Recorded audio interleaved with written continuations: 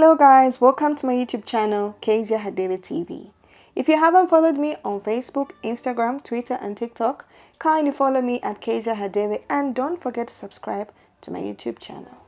On this week's episode of Celebrity Insights, we'll be looking at Tay Grin. Now join me as we find out a little more about what inspires Tay Grin and why he likes walking around, or rather singing with the nyao. Is it nyao or vinyao? In Zambia we call them ifinyao, but let's find out a little more about Tay Grin and what inspires his music. I think a lot of my inspiration, personally, a lot of people might not know this, but a lot of my inspiration is drawn from my family. You know, my mom, my siblings. These are people who have done and achieved wonderful things in front of my very eyes, and as I've grown up, I've been privileged to be around people with such good hearts, but also the intellect to achieve things, globally, not just home.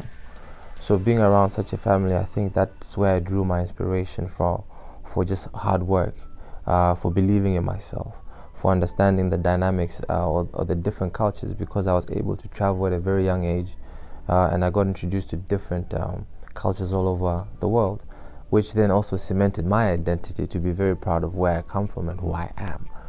So that influence, I think, is what built the beginning of my music career and cemented it to where it is today. Moving out of that, obviously, I drew a lot of inspiration from my country, my culture, where I come from. I'm always rooted to the people and the grassroots, because that's who we are. There's a saying back home, Amadi isn't such a midi, which is a phrase that a lot of people look down upon, when something is local per se. It's of low quality, but I want to actually change that, because when you say Ndinewaji midi, it should mean I am cultured. I am someone who understands my roots and who I am, and after saying that, so that's why I think it's easier for me to resonate with people in Zambia and back home, because there's a lot of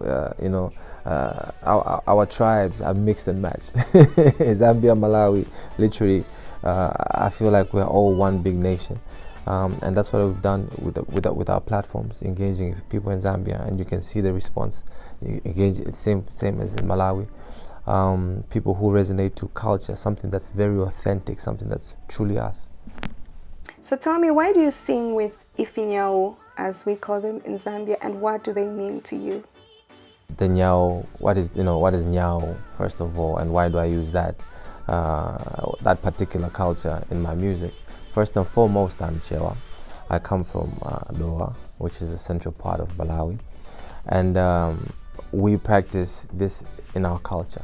There's Gule Wankulu, which is the big dance, and we've got different masquerade dancers that are called nyao, and each one has a different teaching, and these teachings go to young people, but also just the society, the citizens of our tribe, to say, one, you have to be a visionary, you have to see ahead, you have to be respectful.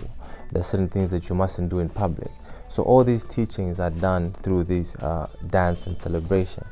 So when I started doing music, I thought it was wise for me, one, to remain true to my identity, who I am, because that's my fingerprint. And I think that's something that has differentiated me from a lot of musicians around the world. Everywhere I go, people are very fascinated with, for instance, the live drums that we use, the nyao drums, how they sound, how we prepare them.